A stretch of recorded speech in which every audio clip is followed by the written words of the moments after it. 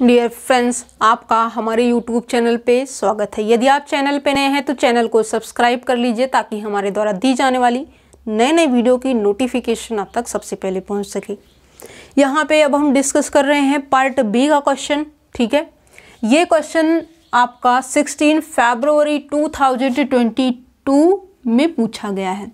ठीक है, इस क्वेश्चन में क्या बोलता है, आपको क्या चेक करना है, यूनिफॉर्मली कंटिन्यूअस। कहाँ पे? रियल नंबर पे। मतलब आपको जो है यूनिफॉर्मली कंटिन्यूअस देखना है -∞ टू इन्फिनिटी पे। ठीक है, इस इंटरवल पे चेक करना है।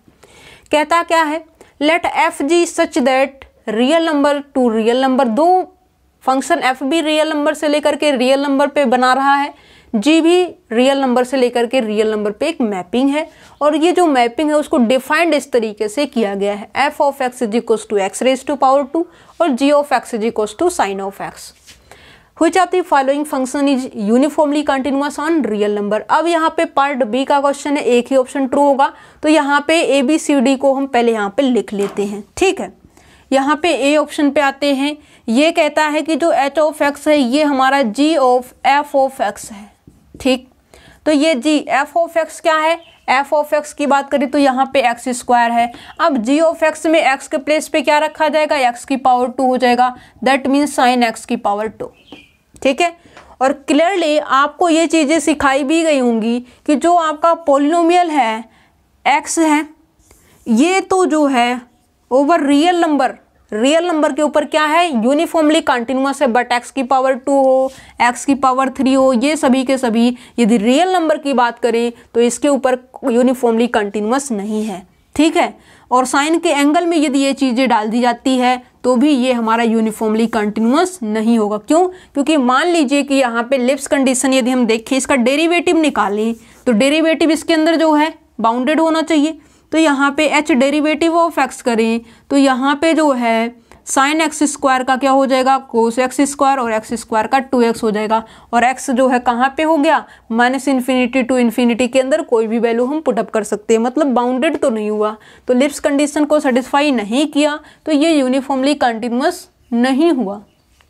ठीक है, अब बी ऑप्शन में क्या करते हैं, बी ऑप्शन में प्रोडक्ट है, तो यहाँ पे h of x is equals to g of x, that means sine x into x की पावर 2। फिर से एक्स की पावर, एक्स में जो है पोलिनोमियल हो गई, मल्टीपल में है, तो ये भी हमारा जो है लिप्स कंडीशन को सेटिस्फाई नहीं करेगा, और नहीं करेगा तो ये हमारा जो है यूनिफॉर्मली कंटिन्यूअस भी नहीं होगा। सी ऑप्शन पे बात कर लेते हैं। ऑप्शन नंबर सी, यहाँ पे कहता है कि जो एच ऑफ एक्स है वो हमारा f of g of x है। जी ऑफ एक्स क्या है, साइन एक्स है। अब यहाँ पे क्या है, एक्स के प्लेस पे क्या है, साइन एक्स की पावर 2, दैट मीन्स ये क्या हो जाएगा, साइन स्क्वायर एक्स हो जाएगा। अब इसका डेरिवेटिव जरा कर लेते हैं, तो ये हो जाएगा एच डेरिवेटिव ऑफ एक्स, और ये क्या हो जाएगा 2 साइन एक्स, और यहाँ पे जो है साइन एक्स का क्या हो जाएगा, cos x. 2 sine x into cos x, ये क्या हो जाएगा, साइन 2x हो जाएगा। क्या है, sine 2x is equals to 2 sine x into cos x. ठीक है, अब इसका डेरिवेटिव बाउंडेड देखना है, इसकी एब्सोलूट वैल्यू यदि हम लेके चलें तो इसका जो एब्सोलूट वैल्यू है clearly less than equals to 1 होगा। क्या है, clearly less than equals to 1 होगा। इसका मतलब ये क्या हो गया, ये जो एच एक्स बन रहा है साइन स्क्वायर एक्स, इसका जो डेरिवेटिव है ये क्या हो गया, बाउंडेड हो गया। डेरिवेटिव बाउंडेड है तो ये क्या कर गया, लिप्स कंडीशन को सेटिस्फाई कर गया, और लिप्स कंडीशन को सेटिस्फाई कर गया, इसका मतलब ये क्या हो जाएगा, यूनिफॉर्मली कंटिन्यूअस हो जाएगा ऑन रियल नंबर। तो सी ऑप्शन जो है हमारा वो ट्रू हो जाएगा, डी ऑप्शन भी हमारा रॉन्ग हो जाएगा। फाइनली सी ट्रू है, ए बी और डी ऑप्शन हमारे रॉन्ग ऑप्शन दिए गए हैं। ठीक है, जब भी नेक्स्ट टाइम में ऐसे ही क्वेश्चन पूछा जाएगा आप इस तरीके से इसको सिंप्लीफाई कर लेंगे, और लिप्स कंडीशन को सेटिस्फाई करेगा, मतलब उसका डेरिवेटिव बाउंडेड आना चाहिए। तो यहाँ पे सिर्फ और सिर्फ ऑप्शन सी में डेरिवेटिव इसका बाउंडेड आया है। जिसको भी लिप्स कंडीशन पता थी उसने अपना रिजल्ट यूज किया, और रिजल्ट यूज करने के बाद जो उसका आंसर है वो कंफर्म हो चुका कि कौन सा आंसर ट्रू आंसर है। ठीक है, आगे बढ़ते हैं, नेक्स्ट क्वेश्चन देखते हैं। और इस क्वेश्चन में आपको काउंटेबल चेक करना है। क्या है, और इस क्वेश्चन में आपको काउंटेबल चेक करना है कि कौन सा ऐसा सेट है जो कि काउंटेबल होगा। देख लेते हैं इस क्वेश्चन को भी, ये भी आपके पार्ट बी का ही क्वेश्चन है। क्या है, ये क्वेश्चन भी आपके पार्ट बी का ही क्वेश्चन है। ठीक है, देखिए क्वेश्चन नंबर 5 पहले रिप्रेजेंट करते हैं। देखिए क्वेश्चन नंबर 5 क्या बोलता है, यहाँ पे ये क्वेश्चन रियल एनालिसिस का है, काउंटेबल पूछा गया है। Which of the following sets are countable, कौन सा ऐसा सेट है जो कि काउंटेबल बनता है। और ये जो आपका ऑप्शन नंबर 1 है ये सुना सुनाया क्वेश्चन है। क्या है, सुना सुनाया ऑप्शन है, मतलब एक ऐसा सेट बनाया गया जिसके अंदर वो सारी पॉलिनोमियल डाली गई such that coefficients of px belongs to rational number.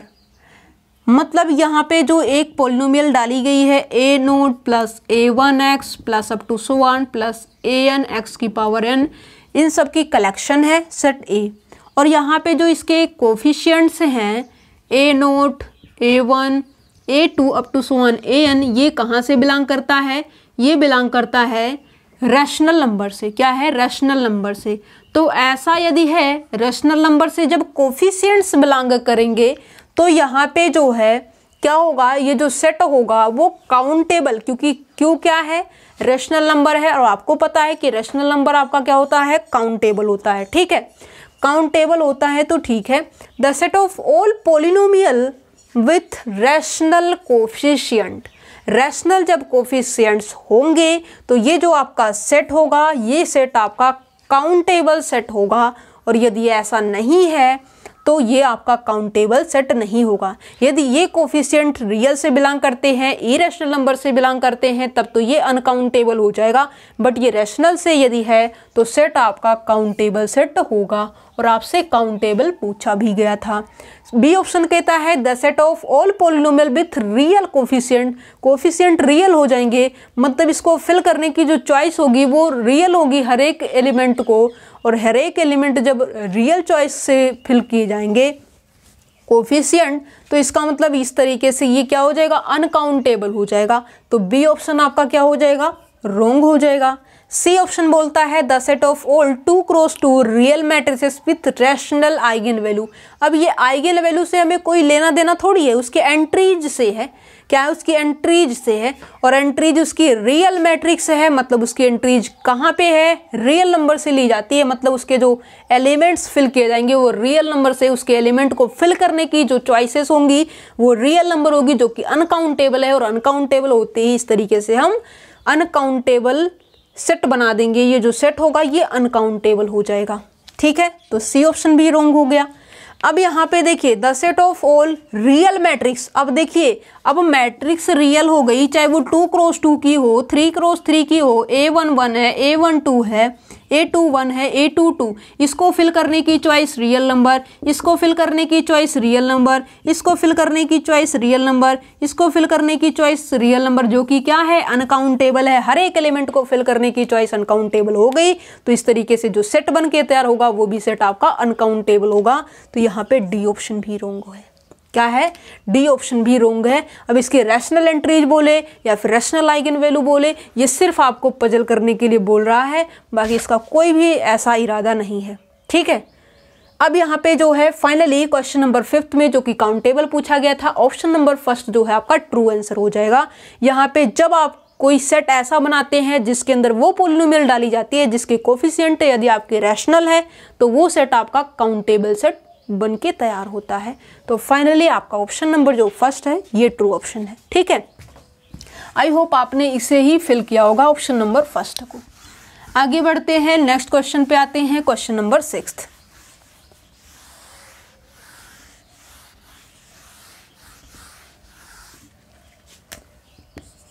देखिए क्वेश्चन नंबर 6 का स्टेटमेंट क्या है।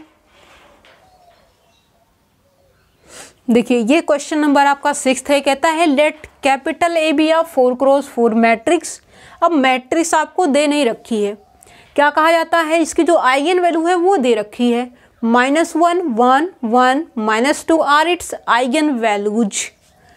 If b is equals to a raised to power 4 -5 into a raised to power 2 plus 5 into identity, then trace of a plus b equals to 0 -12 3 9। ठीक है, तो यहाँ पे जो a की आइगन वैल्यू है वो दे रखी है और यहाँ पे जो है इसके करस्पॉन्डिंग बी की हम आइगन वैल्यू निकाल देंगे।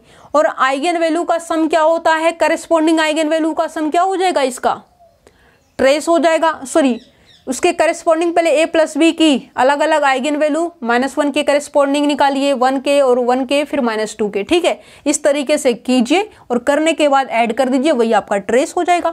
पहले ए प्लस बी की आइगन वैल्यू तो फाइंड आउट कीजिए, आइगन वैल्यू का जो सम होता है वही तो ट्रेस होता है। ठीक है, तो पहले ए की जो वैल्यू है वो क्या है, -1 1 1 -2। अब बी की आइगन वैल्यू यहाँ पे निकाल देते हैं करस्पॉन्डिंग टू ए की आइगन वैल्यू -1 के लिए, तो ये हो जाएगा -1 की पावर 4 -5 इंटू -1 की पावर 2 प्लस का 5 इज इक्वल्स टू हो जाएगा 1 -5 प्लस 5 इज इक्वल्स टू 1। मतलब बी की जो आइगन वैल्यू है करस्पॉन्डिंग टू -1 वो कितनी आ रही है, 1 आ रही है। सिमिलरली यदि हम प्लस का 1 करेंगे तो ये पॉजिटिव है, ये भी पॉजिटिव है, नेगेटिव पॉजिटिव से कोई इफेक्ट नहीं होगा, इसकी भी आइगन वैल्यू 1 आ जाएगी, इसकी भी आ जाएगी 1। ओके, अब हम बात कर लेते हैं -2 के करस्पॉन्डिंग, तो ये हो जाएगा -2 की पावर 4 -2 की पावर 2 5 इंटू आइडेंटिटी, कोई प्रॉब्लम नहीं है, 2 2 जा 4 2 जा 8 2 जा 16, क्या है ये हो जाएगा आपका 16 -2 2 जा 4 5 जा 20 और ये हो जाएगा प्लस का 5। ठीक है, 16 5 21 -20 इज इक्वल्स टू हो जाएगा 1। अब इसकी भी वैल्यू क्या आ गई, 1। अब यहाँ पे a प्लस बी की आइगन वैल्यू क्या है, मैट्रिक्स a प्लस बी की आइगन वैल्यू, इसकी आइगन वैल्यू निकालने के लिए जो है करस्पॉन्डिंग का सम कर दीजिए। ठीक है, -1 + 1 करेंगे तो 0, 1 + 1 करेंगे 2, 1 + 1 करेंगे 2, -2 + 1 -1, ये आ गया। ठीक है, अब इसका a प्लस बी की आइगन वैल्यू आ गई, a की आइगन वैल्यू आ गई, आपको दे रखी थी b की आइगन वैल्यू, उसके करस्पॉन्डिंग आपने इसकी हेल्प से फाइंड आउट कर लिया है। फिर आपने जो है a प्लस बी की आइगन वैल्यू करस्पॉन्डिंग एलिमेंट्स का आपने सम कर दिया, इस तरीके से इसकी भी आइगन वैल्यू को फाइंड आउट कर लिया है आपने। ठीक है, अब यहाँ पे इसका ट्रेस निकालना है, तो इसकी आइगन वैल्यू का क्या कर देंगे, सम कर देंगे। क्या है, trace of a plus B is equals to sum of its eigen value, तो ये हो जाएगा 0 + 2 + 2 -1 is equals to 4 -1 is equals to 3।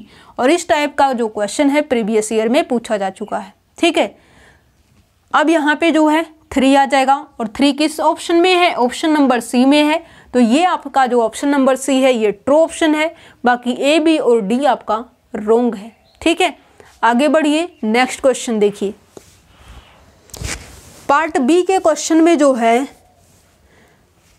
कोई प्रॉब्लम नहीं होनी चाहिए थी, बिल्कुल इजी क्वेश्चन पूछे गए थे, और जिसने भी थोड़ा सा पेन यूज किया और अपना माइंड यूज किया उसके जो क्वेश्चन है वो आराम से हो रहे थे। ठीक है, देखिए यही क्वेश्चन है, बिल्कुल आराम से हो रहा है। नेक्स्ट क्वेश्चन देखिए, क्वेश्चन नंबर 7।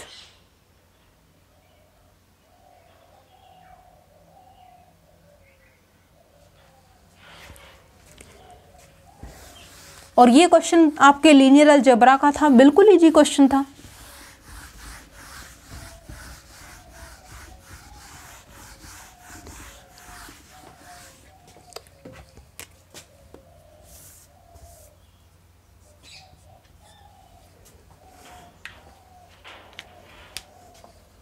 देखिए क्वेश्चन नंबर 7 आपसे क्या बोलता है, देखिए ये क्वेश्चन है आपके रियल एनालिसिस का क्वेश्चन है। ठीक है, कहता है let S1 is equal to 1/3 - 1/2 into 1/3 plus 1/3 into 1/3 - 1/4 into 1/3 plus up to 1। एक स्टेटमेंट ये है, एंड दूसरी कहती है कि S2 is equal to 1/4 plus 1/2 into 1/4 plus 1/3 into 1/4 plus 1/4 into 1/4 plus up to 1। Which of the following identities are true? ठीक है, अब यहाँ पे इनमें से कौन सी ऐसी कंडीशन है जो ये दो आइडेंटिटीज जो है आपकी होल्ड कर रही है, S1 और S2। अब यहाँ पे देखिए एक काम करते हैं, क्लियरली इसको देखने से x - x² / 2 plus x³ / 3 minus x की पावर 4/4 ये पता चल रहा है। सिमिलरली यहाँ पे x plus x square by 2 plus x cube by 3 plus x की power 4/4 plus up to so on ये भी पता चल रहा है। अब S1 को यदि हम थोड़ा सा सिंप्लीफाई करें तो S1 की यदि हम बात करें तो पहले एक बार हम जो है log 1 प्लस एक्स का फार्मूला देख लेते हैं। log 1 plus x is equals to x minus x square by 2 plus x की पावर 3/3 माइनस एक्स की power 4/4 plus up to so on ये मिलता है हमें। सिमिलरली यदि यहाँ पे हम log 1 माइनस एक्स की बात करें तो ये क्या हो जाता है, माइनस कॉमन ले लीजिए, x प्लस सारी टर्में नेगेटिव हो जाती है इसलिए हमने माइनस कॉमन ले लिया है। x plus x square by 2 plus x की पावर 3/3 माइनस एक्स की power 4/4 plus up to so on ये हो जाएगा, सॉरी प्लस का लगाइए यहाँ पे, ठीक है। और ये होता है, और इसका मतलब यहाँ पे x के प्लेस पे क्या रखा गया है, 1/3 रखा गया है इसके अंदर, ठीक है। और इसके अंदर यदि हम बात करें तो x के प्लेस पे क्या है 1/4, बट यहाँ पे नेगेटिव नहीं लगाया गया है।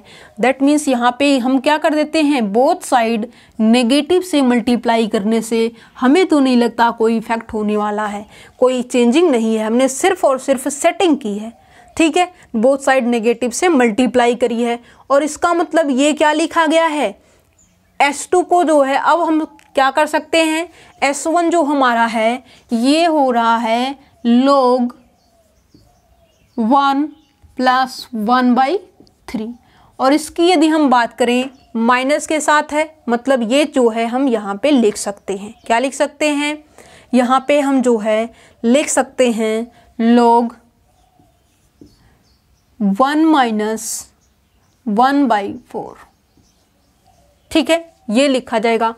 अब यहाँ पे ये हो गया, अब इसको थोड़ा सा सिंप्लीफाई कर देते हैं तो ये हो जाएगा log 3 1 जा 3 1 4/3 और इसकी यदि हम बात करें तो ये हो जाएगा आपका log 4 1 जा 4 माइनस 1 3/4, क्या है 3/4।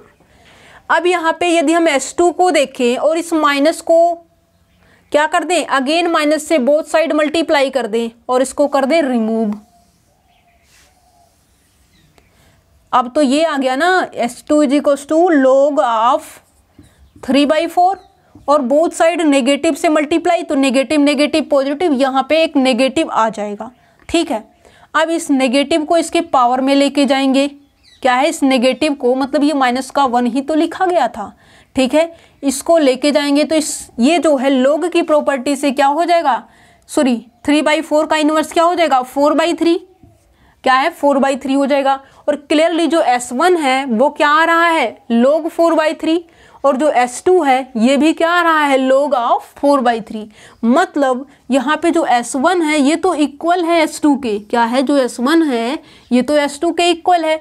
और ऑप्शन नंबर फर्स्ट में कहता है कि S1 में जब हम 3 से मल्टीप्लाई करते हैं और S2 में जब हम 4 से मल्टीप्लाई करते हैं तब ये इक्वलिटी होल्ड करती है, ये रोंग है। सिमिलरली ये भी रोंग है और कहता है कि इन दोनों का जो सम है वो 0 के इक्वल आएगा। यहाँ पे 1/4 था, यहाँ पे 1/3 है और यहाँ पे सम करेंगे 1/3 प्लस का 1/4 और आगे की टर्म आपकी कैंसल आउट नहीं होंगी, तो ये आपका सी जो है रोंग है, ठीक है। अब यहाँ पे आपने सोल्व भी कर लिया है, क्या है आपने सोल्व भी कर लिया है, S1 is equals to S2 आ रहा है, तो आपका फाइनली जो ऑप्शन नंबर डी है ये आपका करेक्ट आंसर है, क्या है जो आपका ऑप्शन डी है ये आपका करेक्ट आंसर है, ठीक है। आगे बढ़ते हैं और क्वेश्चन देखते हैं। नेक्स्ट क्वेश्चन, क्वेश्चन नंबर 8 क्या है, नेक्स्ट देखते हैं क्वेश्चन नंबर 8।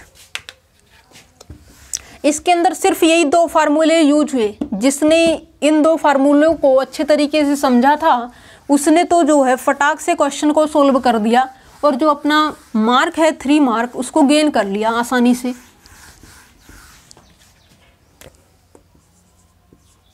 देखिए क्वेश्चन नंबर 8, क्वेश्चन नंबर 8 का स्टेटमेंट देखिए क्या है।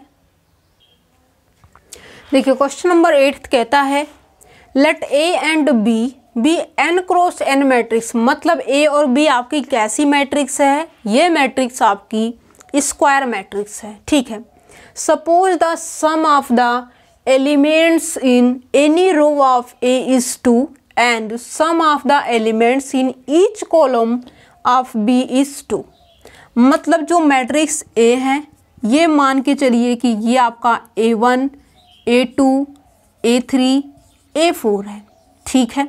और इसका जो सम है रो का सम मतलब A1 प्लस A2 ये कितना आना चाहिए, 2 आना चाहिए। सिमिलरली A3 प्लस का A4 ये कितना आना चाहिए, 2 आना चाहिए।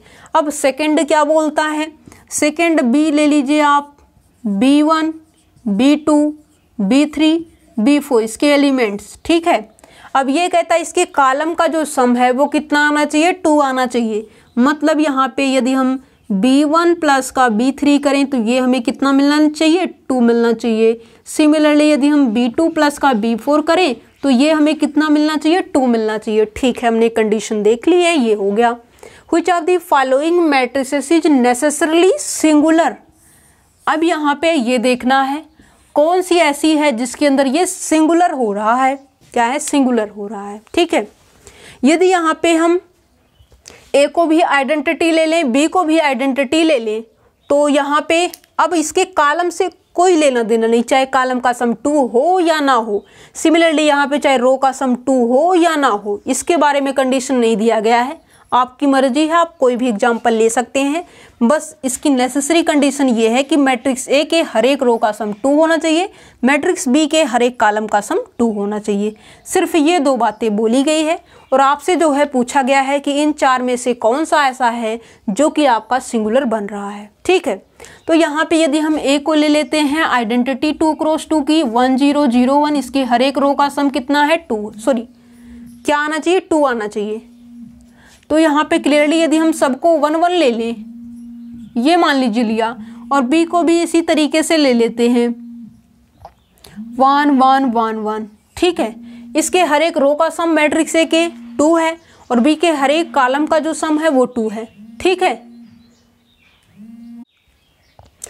इस एग्जाम्पल को लेने से अब ये देखेंगे कि कौन कौन सिंगुलर होता है और कौन कौन नॉन सिंगुलर होता है। जो नॉन सिंगुलर हो गया मतलब वो सिंगुलर तो होगा नहीं। ठीक है, तो फिर हमें नेक्स्ट एग्जाम्पल लेके देखना होगा। मान लीजिए 2 3 सेम हो गए, तो यहाँ पे ये लिया और यहाँ पे B इंटू ए का ट्रांसपोज करेंगे तो वही रहेगा। मतलब यहाँ पे पहले ऑप्शन को यदि हम चेक करें 1 0 0 1 माइनस का 1/2 और B इंटू ए का ट्रांसपोज, इसका प्रोडक्ट इसके साथ करेंगे तो ये हो जाएगा 2 2 2 और 2 हो जाएगा। ठीक है, 2 से हर एक एलिमेंट में डिवाइड करेंगे तो ये हो जाएगा 1 1 1 1। ठीक है, 1 1 1 1। अब यहाँ पे इसको जो है सिंप्लीफाई करते हैं, ऑप्शन ए देख रहे हैं अभी, ये हो जाएगा 1 -1 0 0 -1 -1 0 -1 -1 1 -1 0 हो जाएगा। ठीक है, इसका यदि हम डिटर्मिनेंट की बात करें तो डिटर्मिनेंट निकालना है, सिंगुलर तभी तो पता चलेगा जब इसका डिटर्मिनेंट 0 होगा। तो यहाँ पे हो गया 0 और ये हो गया -1, नेगेटिव नेगेटिव पॉजिटिव कर देगा, इसलिए ये -1।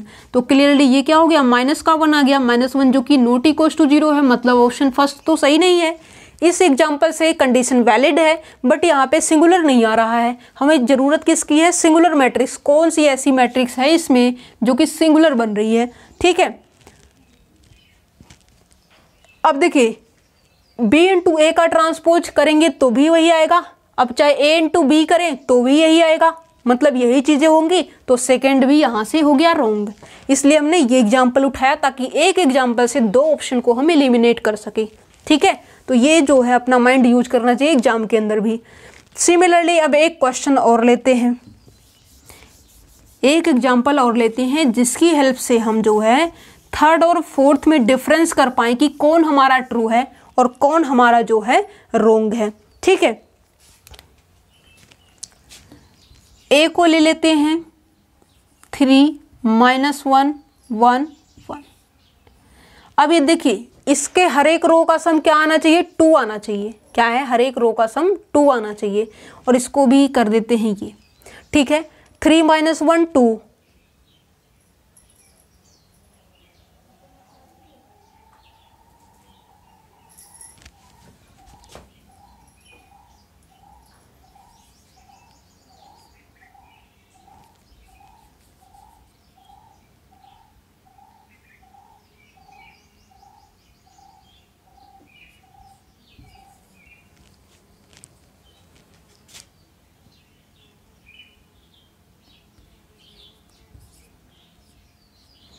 ये मान लीजिए हमने किया 3 - 1 2 और इसके जो सेकेंड रो है उसका भी सम हमने किया, वो कितना आ गया, 2 आ गया। या फिर जो है 1 1 कर देते हैं, तब भी तो जो है 1 1 2 हो जाएगा। ये हो गया, ठीक है। 3 - 1 2 1 1 2। अब एक काम करते हैं, b को जो है इसका ट्रांसपोज ले लेते हैं। क्या है, b को इसका ट्रांसपोज यदि हम ले लें तो क्या होगा, 3 - 1 1 1। ठीक है, अब इसके कॉलम का यदि हम सम करें तो ये क्या हो जाएगा, 3 - 1 2 1 1 2। फिर से वही हो गया। अब a को हमने ये मैट्रिक्स उठाया, b को हमने ये मैट्रिक्स उठाया, ए बी हमें मिल चुका है। अब यहाँ पे एक काम करते हैं, आइडेंटिटी -1/4 a इंटू बी कर देते हैं। क्या है, a और b की प्रोडक्ट करते हैं, देखते हैं क्या मिलता है। 3 3 जा 9 1 10। ठीक है, यहाँ पे करेंगे तो ये क्या हो जाएगा, 3 - 1, ये हो जाएगा आपका 2, ये होएगा 3 - 1 आपका हो जाएगा 2। ठीक है, फिर इसका प्रोडक्ट 1 1 2 हो जाएगा।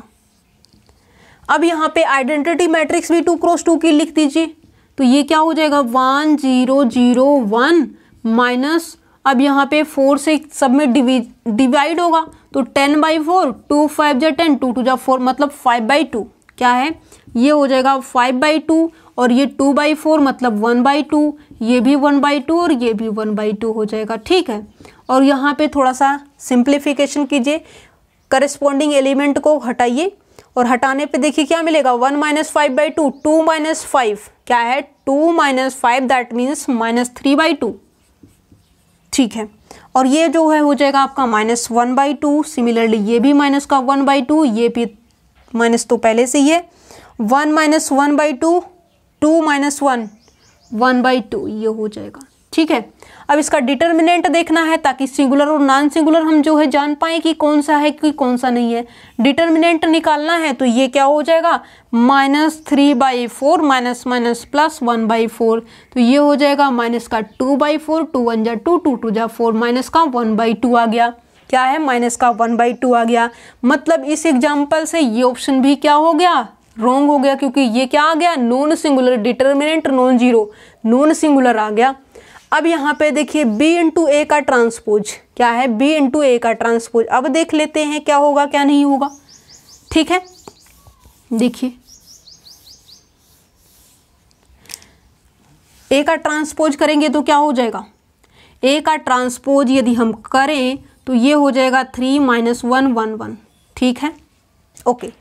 अब यहाँ पे आइडेंटिटी -1/4 b × a का ट्रांसपोज यदि हम देखें तो ये जो है 2 × 2 की मैट्रिक्स बना लीजिए आइडेंटिटी को, माइनस का 1/4 b × a का ट्रांसपोज, इसका प्रोडक्ट इसके साथ करेंगे, 3 3 जा 9, 9 - 1 क्या हो जाएगा, 8 हो जाएगा। ओके, 3 1 जा 3, 3 1 4। ओके, यहाँ पे जो है -3 -1 -4, यहाँ पे आएंगे इसका प्रोडक्ट -1 + 1, ये हो जाएगा आपका 0। ठीक है, तो यहाँ पे जो है आपका हो जाएगा 1 0 0 1 माइनस, अब जो है 4 से हर एक एलिमेंट में डिवाइड कर दीजिए, 8/4, 4 2 जा 8, और यहाँ पे हो जाएगा 1, यहाँ पे हो जाएगा -1, ये हो जाएगा 0। सब्ट्रैक्ट कीजिए और सब्ट्रैक्ट करने पे आपको क्या मिलेगा, देखिए क्या मिलेगा, 1 - 2 माइनस का 1, क्या है, 1 - 2 माइनस का 1, 0 - 1 -1, 0 माइनस प्लस का 1, ये हो जाएगा 1, और यहाँ पे 1 - 0 दैट मीन्स हो जाएगा 1। ठीक है, अब इसका डिटर्मिनेंट फाइंड आउट करना है, तो डिटर्मिनेंट फाइंड आउट करने के लिए ये कर दीजिए, ये हो जाएगा -1 माइनस प्लस का 1 = 0। ये हो गया सिंगुलर, क्या है, ये हो गया सिंगुलर। और इस एग्जाम्पल को लेने से हमारा जो ऑप्शन है, ए ऑप्शन और बी ऑप्शन, सी ऑप्शन क्या हो गया, रॉन्ग ऑप्शन हो गया, और जो डी ऑप्शन है ये जो है हमें सिंगुलर दे रहा है, तो इसका मतलब जो ट्रू ऑप्शन है वो कौन सा है, ऑप्शन नंबर जो डी है ये हमारा करेक्ट आंसर है, ए बी सी हमारा रॉन्ग ऑप्शन है। ठीक है, ओके।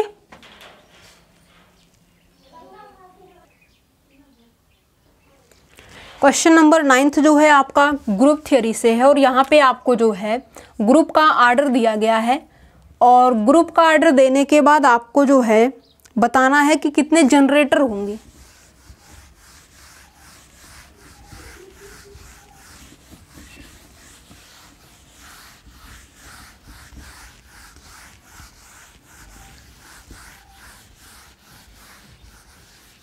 देखिए क्वेश्चन क्या कहता है, how many generators does a cyclic group of order 36 have. देखिए ये क्वेश्चन नंबर 9 है, कहता है कि how many generators does a cyclic group of order 36 have. अब जनरेटर के लिए क्या है, यूलर 5 फंक्शन का यूज किया जाता है और ग्रुप का ऑर्डर दिया गया है 36, मतलब आपको 536 फाइंड आउट कर लेना है। ठीक है, देखिए यहाँ पे देखिए 5 यदि आपको p की पावर n है, ये क्या हो जाता है p की पावर n माइनस p की पावर n minus 1। 5 of p is equals to होता है प्राइम नंबर माइनस 1, जहाँ पे ये p क्या है, ये p आपका प्राइम नंबर को रिप्रेजेंट कर रहा है। एक ऐसा नंबर जिसे हम प्राइम बोलना चाहते हैं, या तो वो 1 से डिविजिबल हो या फिर इटसेल्फ से डिवाइड होता हो, इन दो मेंबर के अलावा किसी और से डिवाइड ना हो, तो उस नंबर को हम प्राइम नंबर बोलते हैं। ठीक है, अब यहाँ पे जो है हमें क्या करना है, 536 फाइंड आउट करना है। ये हो जाएगा 5 6 इंटू 6, तो ये 3 इंटू 2 हो जाएगा, मतलब 5 of 3 raise to power 2 into 2 raise to power 2 हो जाएगा। इसको आप अलग अलग कर सकते हो, इस तरीके से 5 यूलर फंक्शन इजाज़त देता है आपको। ठीक है, 3 raise to power 2 into 5 of 2 raise to power 2। अब क्लियरली ये फार्मूला इसका बन चुका है, दैट मीन्स यहाँ पे हो जाएगा 3 की पावर 2 माइनस 3 की पावर 1 मल्टीप्लाई बाई 2 की पावर 2 माइनस 2 की पावर 1।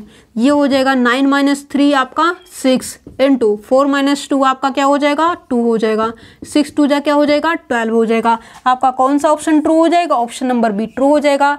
ए सी और डी आपके रॉन्ग हो जाएंगे। क्या इस क्वेश्चन में कुछ था, कुछ भी नहीं थी, सिर्फ और सिर्फ आपको 536 की वैल्यू फाइंड आउट करना था, सिर्फ इन दो फार्मूले के यूज से। फिलहाल के लिए जो ये फार्मूला है ये आपका यूज नहीं हुआ है, सिर्फ और सिर्फ ये यूज हुआ है और ये यूज हुआ है। ठीक है, दो बातें जिनको पता थी और उन्होंने अपना जो क्वेश्चन है उसको अच्छे तरीके से सॉल्व किया, और सॉल्व करने के बाद उसका जो आंसर है वो करेक्ट जो था वो मिल चुका है, जो कि आपका ऑप्शन नंबर बी है। ओके, नेक्स्ट क्वेश्चन देखिए, क्वेश्चन नंबर 10।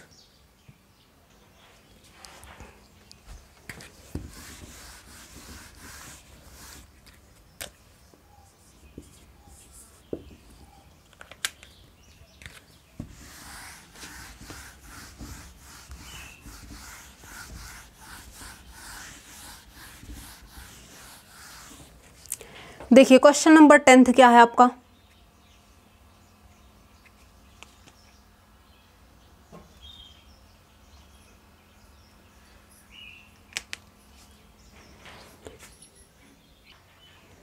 देखिए क्वेश्चन नंबर जो 10 है ये आपके कॉम्प्लेक्स एनालिसिस का क्वेश्चन है, और जिस भी स्टूडेंट्स को एंटायर फंक्शन के बारे में थोड़ी सी नॉलेज थी और उसे CR equation that means Cauchy Riemann equation पता था, उसने क्वेश्चन को सॉल्व किया। और यहाँ पे जो है यदि आपने ऑप्शन में काशी-रीमान इक्वेशन को देखा होता कि कौन सा काशी-रीमान इक्वेशन है और कौन नहीं है, और जो नहीं होता वही आपका आंसर हो जाता। देखिए कैसे, let fz be are non constant entire function. Function आपका कॉन्स्टेंट नहीं है, जो कि नॉन कॉन्स्टेंट है और एंटायर फंक्शन है। ठीक है, 7 टाइप के आपके एंटायर फंक्शन होते हैं, आपको हम डिटेल में नहीं लेके जाना चाहेंगे, जो आपका फोकस है वो क्वेश्चन की तरफ ही रहेगा। And z is equals to x plus iota into y. ठीक है, यहाँ पे जो uxy है और vxy है ये क्या है, ये डिनोट्स करता है फंक्शन fz के रियल पार्ट्स को और इमेजिनरी पार्ट्स को। ठीक है, which of the following statements is false. आपका कौन सा ऐसा स्टेटमेंट है जो कि फॉल्स स्टेटमेंट है। ठीक है, अब यहाँ पे देखिए, जब आपका फंक्शन एंटायर फंक्शन है, क्या है एंटायर, और एंटायर क्या होता है, एंटायर फंक्शन आपका एनालिटिक होता है कहाँ पे, होल कॉम्प्लेक्स प्लेन पे। क्या है, होल कॉम्प्लेक्स प्लेन पे क्या होता है, वो एंटायर होता है, एनालिटिक होता है।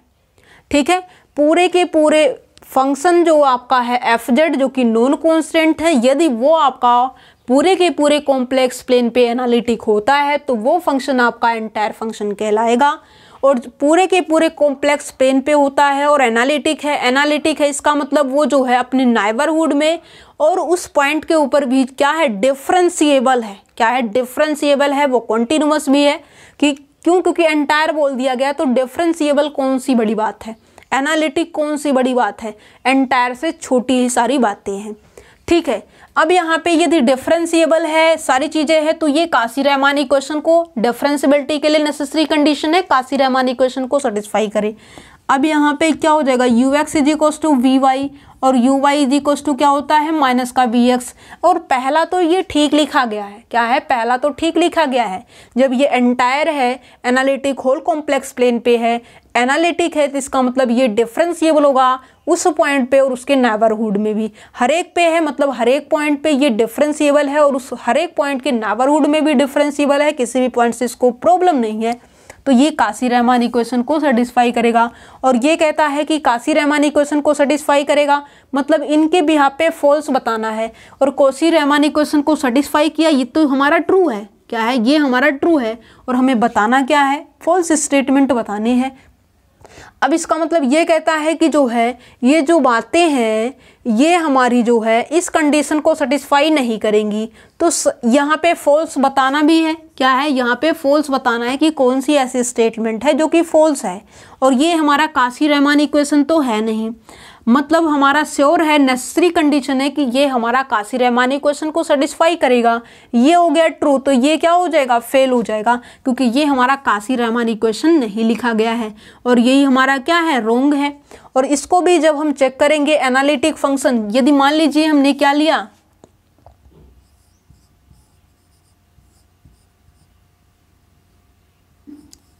जेड लिया,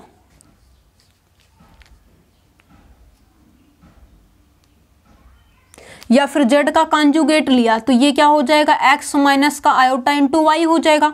ठीक है, इसका रियल पार्ट क्या है, x है, इमेजिनरी पार्ट क्या है, माइनस का y है।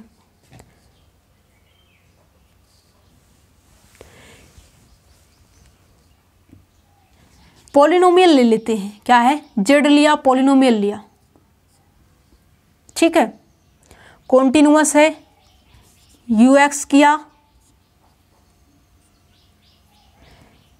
1 हो गया, माइनस सॉरी प्लस का 1 कीजिए, ठीक है, ये ठीक है, ux is equal to 1, uy is equal to minus 1। ये पॉलिनोमियल है, पॉलिनोमियल जो कि नॉन कांस्टेंट है और एंटायर फंक्शन है, क्या है, constant function, polynomial, sine z, cos z, sine hyperbolic z, cos hyperbolic z, exponential power z, ये 7 आपके एंटायर फंक्शन होते हैं। चलिए हमने बता ही दिया, ठीक है, ux v y, u y 0, v x क्या हो जाएगा 0। अब यहाँ पे देखिए ux is equal to v y, ये नेगेटिव कहाँ से आ गया अभी, ux is equal to v y और u y is equal to minus का वी एक्स। यहाँ पे एक्स वाई पॉइंट कोई भी रखिए, क्या है, अब यहाँ पे ये जो है हमेशा होल्ड करेंगे, या क्योंकि यहाँ पे 1 जो है कभी 1 के तो इक्वल हमेशा रहेगा, कुछ भी रख दीजिए, तो इसका मतलब ये एंटायर तो है। अब यहाँ पे इसको जो है इसका बात कर लेते हैं, इसकी बात यदि हम करें तो यहाँ पे रियल पार्ट इसका क्या है, ये है, और इमेजिनरी पार्ट ये है, और यहाँ पे f डेरिवेटिव ऑफ z की पावर 2, तो ये क्या हो जाएगा, रियल पार्ट का स्क्वायर प्लस इमेजिनरी पार्ट का square, that means x square plus y square. Right side में क्या है, यू एक्स, यू का एक्स के रिस्पेक्ट में करेंगे और इसकी पावर 2,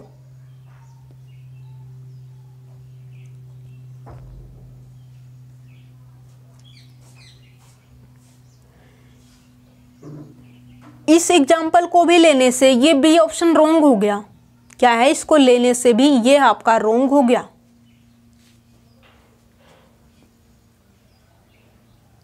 और यहाँ पे क्या है, u x at the point x y की पावर 2 है, plus v x x y की पावर 2 है, ठीक है। अब यहाँ पे इन दो को आप चेक करेंगे तो ये आपके ट्रू होंगे, क्या है, ये आपके ट्रू होंगे।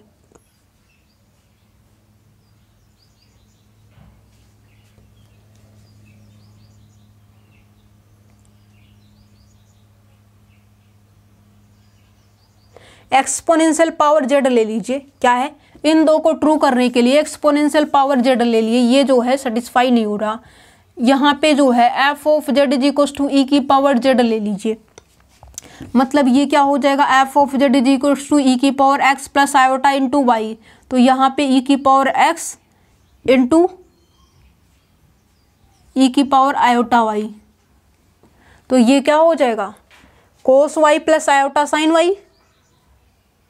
ठीक है, इस तरीके से जब आप इसको एक्सपैंड करेंगे तो ये कंडीशन भी सेटिस्फाई होगी और ये कंडीशन भी आपकी सेटिस्फाई होगी, और यहाँ पे ये चीज़ें यूज होंगी, क्या है, ये चीज़ें आपकी यूज होंगी, और ये दोनों स्टेटमेंट आपकी कैसी हो जाएंगी, ट्रू हो जाएंगी। आपका यही जो है काशी रायमान इक्वेशन नहीं लिखा गया है, ज़्यादा आपको इधर उधर करने की जरूरत नहीं है। पार्ट बी का क्वेश्चन है, ये काशी रायमान इक्वेशन है, ये काशी रायमान इक्वेशन नहीं है, मतलब यही आपका ट्रू होगा। इसी ही ऑप्शन को आपको पिक करना होगा, क्योंकि आपसे पूछा क्या गया है, फॉल्स, फॉल्स यही रहेगा। ठीक है, तो यहाँ पे जिस भी स्टूडेंट्स ने बी ऑप्शन को पिक किया उसका जो है सही आंसर हुआ, और जिन्होंने जो है सी और डी के अंदर जो है यदि कंफ्यूज हो गए तो उनका जो आंसर है वो रॉन्ग हो गया। ठीक है, और नेक्स्ट टाइम से आपको इस तरीके की गलती नहीं करनी है। आपने ट्रू के अकॉर्डिंग ट्रू पूछा होता, पार्ट सी का क्वेश्चन होता, तब यहाँ पे ये तीन जो है ट्रू हो जाते जो गलत हो रहे हैं। ठीक है, फिलहाल यहाँ पे बी का क्वेश्चन है, फॉल्स स्टेटमेंट पूछी गई है, तो बी को हम पिक करेंगे, तभी हमें मार्क मिलेंगे, अदरवाइज नहीं मिलेंगे। ठीक है, नेक्स्ट क्वेश्चन देखिए, question number 11।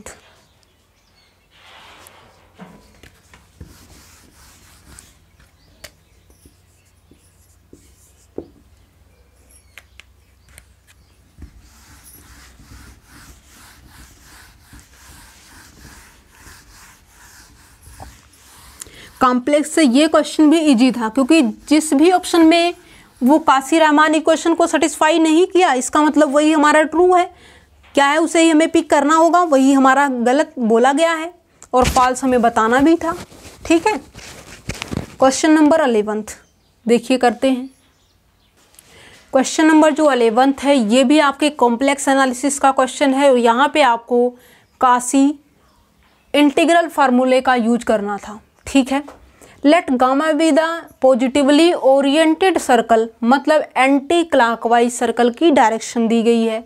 z belongs to complex number such that mod z is equal to 3/2, मतलब इस सर्कल का जो सेंटर है वो 0 है, रेडियस इसकी 1.5 दैट मीन्स 3/2 है। Suppose that integration over gamma, मतलब इसके अंदर जो है इसके इंटीग्रल की वैल्यू आपको ये मिल रही है, और ये मिलने के बाद c की एब्सोल्यूट वैल्यू आपको बतानी है कि क्या होगी। ठीक है, करते हैं क्वेश्चन को, और यहाँ पे जो है काशी इंटीग्रल फार्मूला क्या कहता है, इंटीग्रेशन ओवर c, चलिए c बना देते हैं। c हमारा जो है एंटी क्लॉकवाइज डायरेक्शन में। ठीक है, और यहाँ पे जो है सर्कल की इक्वेशन है मान लीजिए, और यहाँ पे आपका जो है f of z upon z minus a, और ये आपका डी जेड है, तो ये क्या हो जाता है 2 पाई, और यहाँ पे ए के पास क्या है, पोल है, और यहाँ पे एफ ऑफ ए का आंसर जो है नॉट इक्वल टू 0 आता है। ठीक है, तो यहाँ पे 2 pi iota into F of Z हो जाता है, इसी का यूज करना है, कोई दिक्कत नहीं है। ठीक है, अब यहाँ पे जो है देख लेते हैं कौन कौन सर्कल के अंदर लाई करता है। ये पोल होना चाहिए, पोल आपके सर्कल के अंदर लाई करना चाहिए, जो कि सी आपका सर्कल की इक्वेशन होगी। अब सिमिलरली इसी का यूज करना है। अब यहाँ पे देखिए, देख लेते हैं, इसका सर्कल पहले ड्रा कर लेते हैं। सर्कल यदि ड्रा कर लेते हैं दैट मीन्स क्वेश्चन को हमने आधा सॉल्व कर लिया है। ये सर्कल है, ये 3/2, ये माइनस का 3/2, ये आपका 3/2 आयोटा, ये आपका माइनस का 3/2 आयोटा।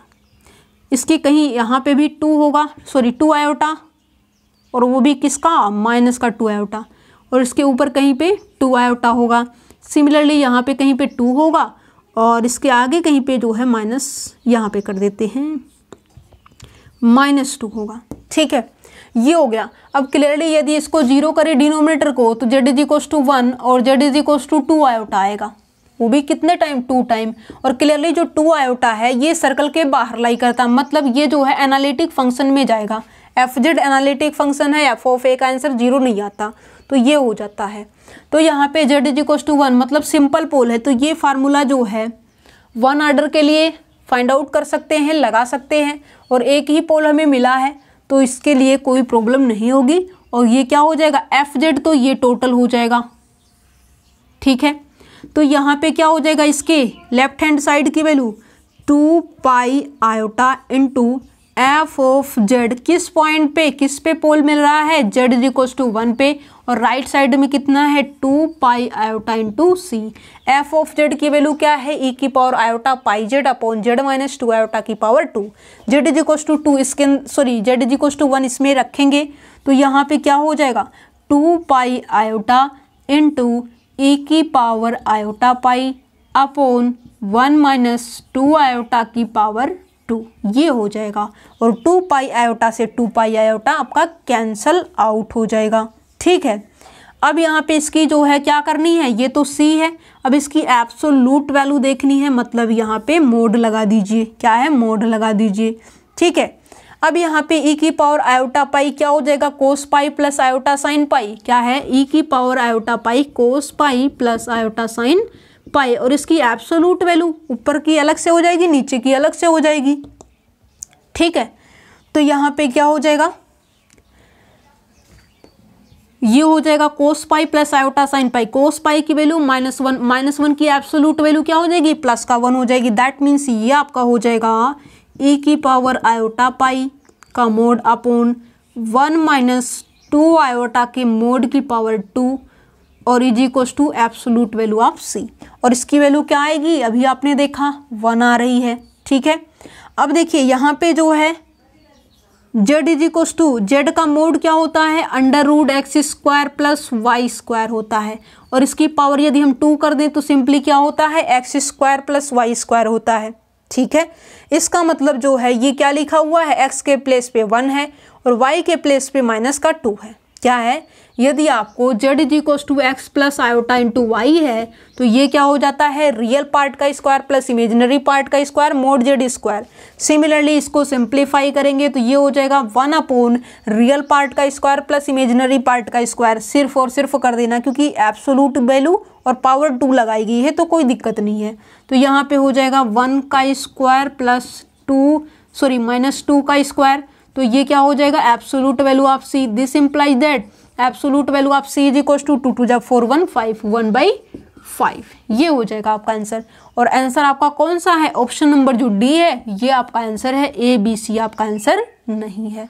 ठीक है, क्या क्वेश्चन में कुछ था, कुछ भी नहीं था, जस्ट आपको यहाँ पे देखना था किस पॉइंट पे पोल है, और पोल आपके सर्कल के अंदर लाई करना चाहिए, और जो पोल आपके सर्कल के बाहर लाई करता है वो आपका जो है क्या हो जाएगा एनालिटिक फंक्शन के अंदर चला जाएगा, और एनालिटिक फंक्शन fz है, और इस तरीके से यहाँ पे हम वो वैल्यू रख देंगे जिसके ऊपर यहाँ पे पोल होगा।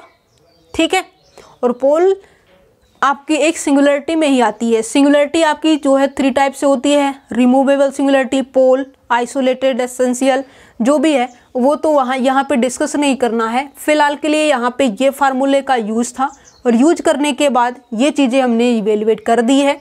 सी की जो एब्सोल्यूट वैल्यू होगी इस तरीके से वो यहाँ पे आपको 1/5 मिल चुकी है। ठीक है, और आपका ऑप्शन नंबर डी जो है ट्रू हो चुका है। ओके, देखिए नेक्स्ट क्वेश्चन, क्वेश्चन नंबर 12। ये जो क्वेश्चन नंबर 12 है ये आपके न्यूमेरिकल एनालिसिस का है। क्या है, न्यूमेरिकल एनालिसिस का है। देखिए कैसे करते हैं इसको, जो है हम न्यूमेरिकल एनालिसिस की मेथड से नहीं सॉल्व करेंगे। क्या है, इसको हम इन जनरल मेथड से यूज करेंगे और उस इन जनरल मेथड से हम सॉल्व करेंगे। ठीक है, न्यूमेरिकल मेथड का न्यूमेरिकल एनालिसिस से क्वेश्चन है बट उस मेथड से नहीं करेंगे हम। ठीक है,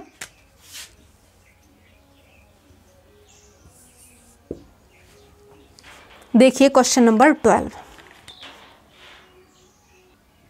देखिए क्वेश्चन नंबर 12 है, let a b c belongs to real number b such that the quadrature rule integration -1 to 1 f of x dx is equal to a f of -1 plus b f derivative at the point 0 plus c into f derivative at the point 1 is exact for all polynomial of degree less than और equals to 2।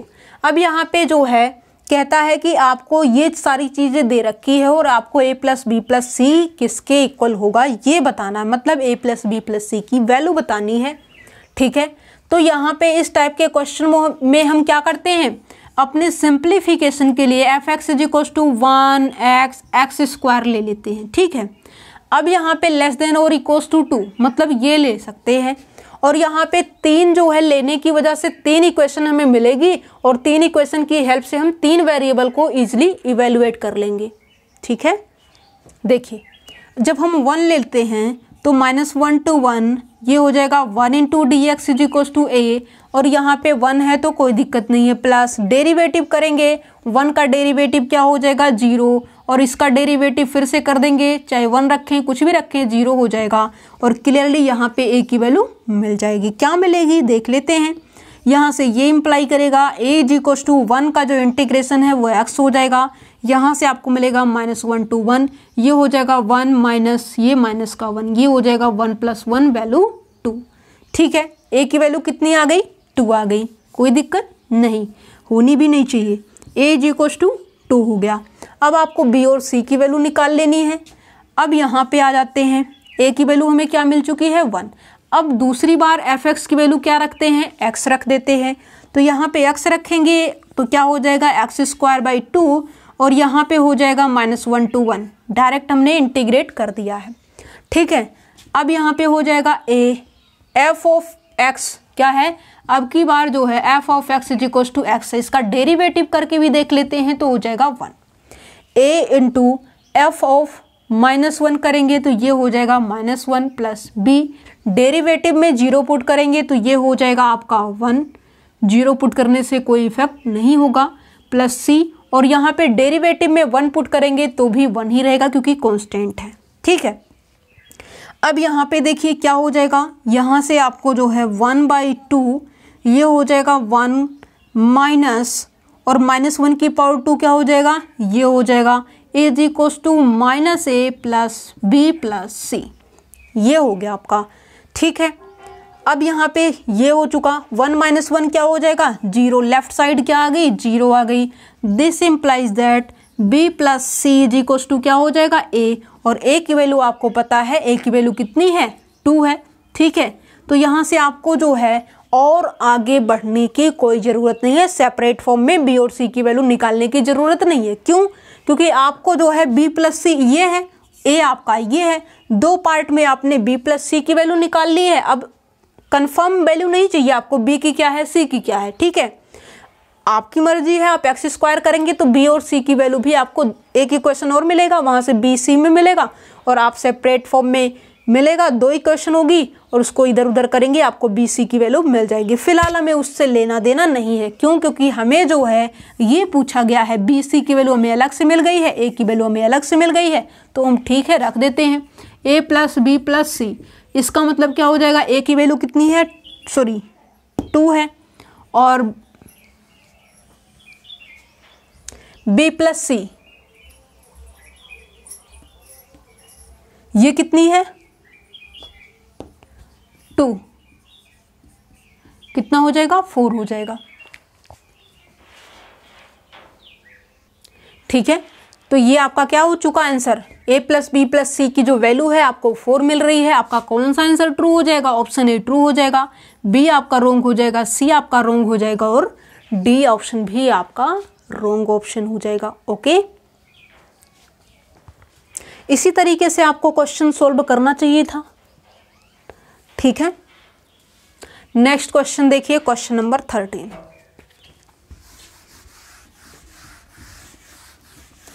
इस type से जब भी question आए, और हम sure guarantee के साथ ये कह सकते हैं कि ये क्वेश्चन हर बार पूछा जाता है, चाहे वो पार्ट बी में पूछा जाए चाहे वो पार्ट सी में पूछा जाए, ए बी सी की वैल्यू, और इसी के बिहाफ पे निकाली जाती है। ठीक है, पार्ट सी में है तो यहाँ पे आप देखिए कोई किसी का मल्टीप्लाई वगैरह करके तो नहीं दे रखा है। ठीक है, ऐसा भी दे सकता है ऑप्शन में, क्योंकि पिछली बार ऐसा क्वेश्चन पार्ट सी में पूछा गया था और मल्टीप्लाई वगैरह उसके अंदर सेटिंग की गई थी, और जो है 2 ऑप्शन उसके ठीक थे। ठीक है, पहले वाले ऑप्शन से तीसरा वाला ऑप्शन बनाया गया था और पहला तीसरा उसका ट्रू ऑप्शन था। ठीक है, फिलहाल वहाँ पे मत जाइए, ये समझ लीजिए कि इस टाइप से एक क्वेश्चन गारंटी है कि पार्ट बी में पूछे या फिर पार्ट सी में पूछे, पूछा ही जाता है। ठीक है,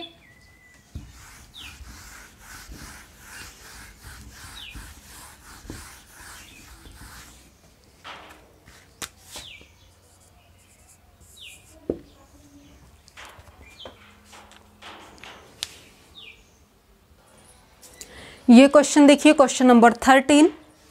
ये कहा जाता है which of the following is an extremal of the functional g y is equal to integration -1 to 1 y dash square minus 2xy into d x that satisfy the boundary condition y at the point -1 is equal to -1 and y at the point 1 is equal to 1। आपको options दे रखे हैं, तो option पे जाने से पहले आप इसको जो है फंक्शन देख लीजिए। F x y y dash क्या है, y dash square minus 2xy। Euler equation use कीजिए, यूलर लैग्रांज इक्वेशन। तो ये क्या हो जाएगा, curly f by curly y minus d by d x curly f by curly y dash is equals to 0। ठीक है, करली एफ बाई करली वाई करेंगे तो ये हो जाएगा -2x minus d by d x, ये हो जाएगा आपका 2y dash is equals to 0। इसका डिफरेंशिएशन अगेन करेंगे तो ये हो जाएगा 2y डबल डैश। ठीक है, तो यहाँ पे 2 भी क्या हो जाएगा, कैंसल आउट हो जाएगा। ठीक है, this implies that y double dash is equals to क्या हो जाएगा, -x हो जाएगा। ओके, अब यहाँ पे बारी बारी से क्या कर दीजिए, इंटीग्रेट कर दीजिए, और इंटीग्रेट करने से क्या हो जाएगा, इन सब की कोई ज़रूरत नहीं है, रफ कीजिए। तो यहाँ पे 1 टाइम करेंगे y derivative of x is equals to -x की पावर 2 प्लस एक कॉन्स्टेंट a हमने डाल दिया। अगेन करेंगे तो ये हो जाएगा y of x is equals to -x की power 3/3 2 = 6 plus a into x plus b।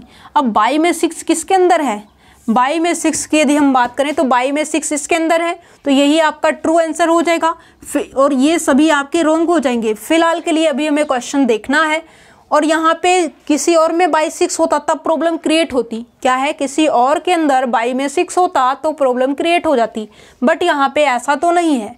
ठीक है, अब इसका मतलब यदि b 0 हो जाए, a की वैल्यू 7/6 हो जाए तो c हमारा सही है, और इसके बिहाफ पे भी हम क्या है, ऑप्शन सी को बोल सकते हैं ट्रू। क्यों, क्योंकि यहाँ पे बाई में 8 है, बाई में 5 है, बाई में 7 है, और यहाँ पे बाई में 6 है, तो सी ही हमारा ट्रू आंसर होगा। और इसको एग्जैक्ट हम निकाल के दिखा देते हैं। बाउंड्री कंडीशन पुट करेंगे, y at the point 1 is equal to 1, ये हो जाएगा -1/6 plus a plus b।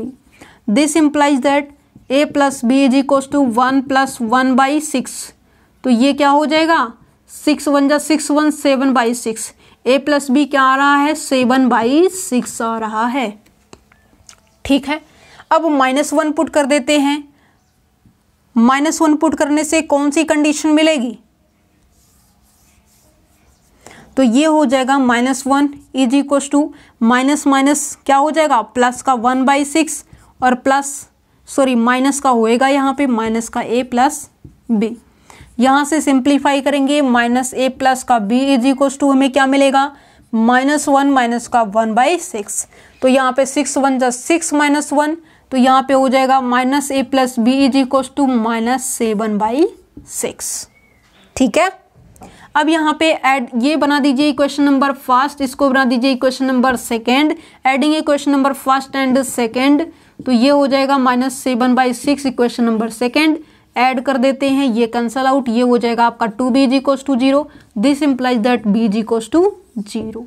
b की वैल्यू यहाँ से क्या हो चुकी है, b की वैल्यू हमारी 0 आ चुकी है, तो ये रहा। अब a की जो वैल्यू है किसी भी इक्वेशन में डाल दीजिए, क्या है b 0 है तो a की वैल्यू क्या आएगी, 7/6 आ जाएगी बिल्कुल आराम से। तो a की वैल्यू 7/6 है, हमने इसके अंदर रख दिया 7/6, और यहाँ पे जो है एग्जैक्ट आंसर आपको फाइंड आउट हो चुका है।